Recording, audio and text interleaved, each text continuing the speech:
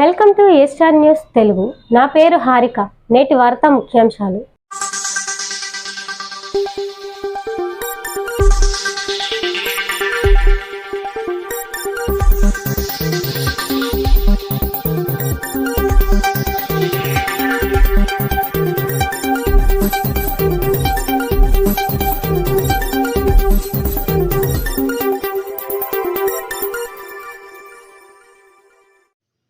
శ్రీకాకుళం జిల్లా భోగాపురం వద్ద కొత్తగా నిర్మిస్తున్న భోగాపురం ఇంటర్నేషనల్ ఎయిర్పోర్ట్ పనులు YCP Uttarandhra regional coordinator YV Subbareddy, రాష్ట్ర పరిశ్రమ శాఖ మంత్రి గుడివాడ అమర్నాథ్, ఉత్తరాంధ్ర జిల్లాలకు చెందిన వైసీపీ ఎమ్మెల్యేలు, ఎంపీలు, ప్రజాప్రతినిధులు శనివారం పరిశీలించారు.